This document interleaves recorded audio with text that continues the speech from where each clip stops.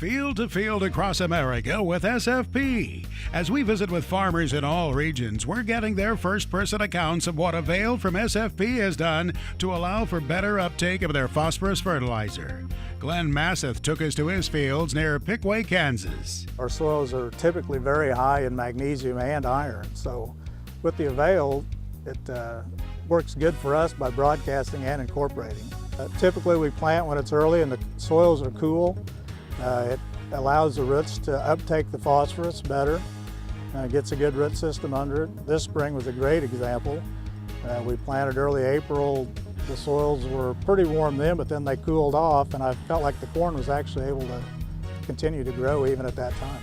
Join us here again next week as we share another on-farm visit again from the fields of southeast Kansas as we continue taking you field to field across America with SFP.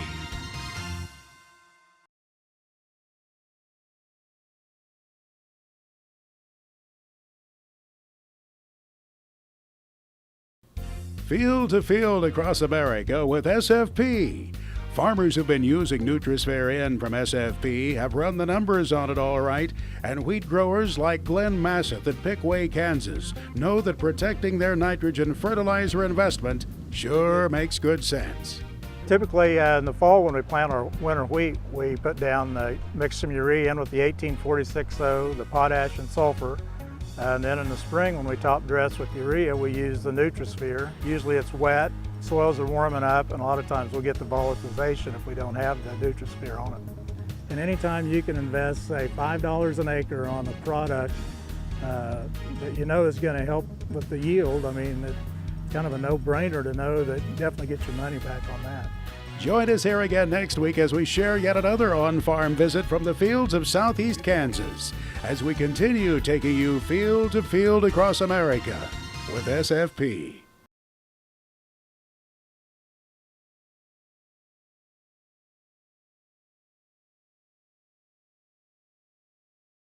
Field to field across America with SFP. At Piqua, Kansas, Glen Massoth is one of the growers who's used both NutriSphere-N and AVAIL from SFP in the same field to produce a good crop of hay. Last year, we took soil samples and it was low in phosphorus, potassium, sulfur, everything. So last fall we applied an application of roughly 30 units of N-urea, 35 units of phosphorus, and potassium and sulfur. We used NutriSphere and AVAIL on both the urea and the 1846 last fall. And then this spring we come back with just another application of urea, used NutriSphere on it. We felt like it was a definite advantage. There's roughly 12 acres here, and it looks like we've got about 20 ton of brome off of it this year, so it was a good production. Join us here again next week as we continue taking you field to field across America with SFP.